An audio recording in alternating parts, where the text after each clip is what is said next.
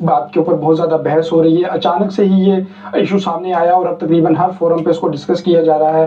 حکومتی ارکان بھی اس کے بارے میں اپنی رائے دے رہے ہیں, کچھ لوگ اس کی تردید بھی کر رہے ہیں کہ ایسا کوئی پلان نہیں, لیکن بہرحال بحث تو جاری ہے میڈیا کے حلقوں میں بھی, اور جو طاقت کے ایوان ہیں ان کے حوالے سے بھی بات کی جا رہی ہے. آپ کے خیال میں یہ کہاں سے اچانک سے یہ کانسیپٹ آیا اور اب اس کو ڈیبیٹ کا حصہ بنا لیا گیا ہے؟ شکریہ. بسم اللہ الرحمن الرحیم. باپ دادا کے نظام کو آپ پارلیمانی نظام مت کہیں, یہ جمہوریت برائے نام ہے. یعنی اس کا دادا پارلیمانی نظام کا حصہ تھا, پھر اس کے بعد اس کا بیٹا بنا, اب اس کے بھائی, داماد, بیٹیاں وہ سارے اس پارلیمان میں پہنچ جاتے ہیں اور پارلیمانی لیڈر کہلانا شروع. اس کو آپ جمہوریت نہ کہیں.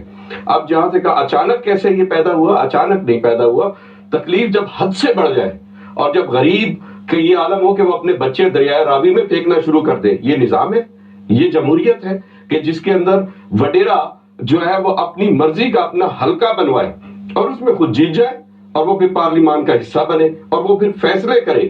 سر 98% غریبوں کے نمائندے, 2% امیر, مزدور کا نمائندہ, فیکٹری آنر جو اس مسجد جو اس فیکٹری کا مالک ہے, جو اس مزدور کا نمائندہ, وہ کیسے ہو سکتا ہے؟ یہ ایک مسئلہ ہے. جمہوریت اصل شیپ میں نہیں ہے. جہاں تک صدارتی نظام کا تعلق ہے, دنیا میں 75% سے زیادہ ممالک میں اس وقت صدارتی نظام چل رہا ہے اور کامیاب ہے.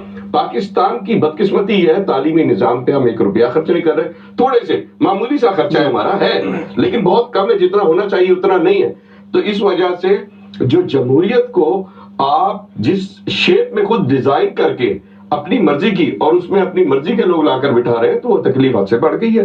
اور دوسرا, اس جمہوریت کو آپ باپ دادا کا نظام لیکن اچھا میر اکرام صاحب, جیسے آپ نے یہ بات بالکل ایک درست توجہ تو آپ نے دلائی کہ موروثی سیاست اس کے ذریعے سے پنپ رہی ہے, لیکن جب دوسری طرف ہم دیکھتے ہیں صدارتی نظام جب ایک شخص کے ہاتھ میں پورے اختیارات آ جائیں, اور یہ ماضی میں ہوتا ہے, ہم نے مشرف صاحب کے دور میں دیکھا, ایوب خان صاحب کی بات ہوئی, ضیاء الحق صاحب کے بارے میں کہا جاتا ہے وہ تو ایک شخص تھے, عامر چاہے کہیں ان کو, یا وہ اپنے آپ کو جس ٹائٹل سے بھی انہوں نے نوازا ان تمام شخصیات نے, لیکن بہرحال ان کے ہاتھ میں ہی طاقت ہر وقت رہی. تو کیا اس وقت تمام حالات پاکستان کے بہتر ہو گئے, نظام بہترین تھا, لوگوں کو انصاف مل رہا تھا؟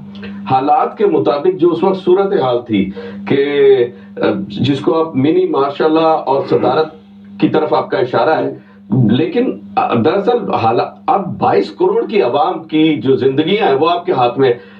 جمہوریت کو آپ نے آزما لیا, اب آپ یہ کہہ رہے ہیں کہ جو چیز صدارتی نظام, یعنی وہ ایسے نہیں ہے, اس کے اندر سینٹ میں پوری ایک تبدیلی آئے گی, اور 1 یونٹ اگر آپ کو خطرہ یہ ہے کہ صوبہ نہ ٹوٹے ملک ٹوٹ جائے, یعنی وہ اگر صوبے کو آپ نے چھیڑا, صوبے بنائے کس نے؟ صوبے یہ تمام وہ چیزیں ہیں جو آپ نے کبھی بھی آبادی کے حساب سے نہیں آپ نے بنائے, یا تو آبادی کی تناسب کے حساب سے آپ نے ڈویژنز بنائے ہوتے, آپ نے زبانوں کی بنیاد پہ اور علاقائی بنیادوں پہ سارا سسٹم چلایا ہوا ہے. تو اگر ملک کو آپ ایک ہی اس میں رکھے تاکہ نہ کوئی اپنے آپ کو کسی کارڈ, سندھی کارڈ کھیلے, نہ کوئی پنجابی, نہ کوئی دوسرا کارڈ کھیلے, ملک صرف پاکستان کہلائے اور پاکستان کی ایک حیثیت ہو, تو جو آپ نے بات کی ہے اس کا نتیجہ, اس کا پوائنٹ آف ویو صرف اتنا ہے کہ 1 یونٹ بننے سے پاکستان ٹوٹے گا نہیں, اور صدارتی نظام آنے سے پاکستان میں بہتری آئے گی. جو میرا پوائنٹ آف ویو ہے اس میں نقصان کوئی نہیں.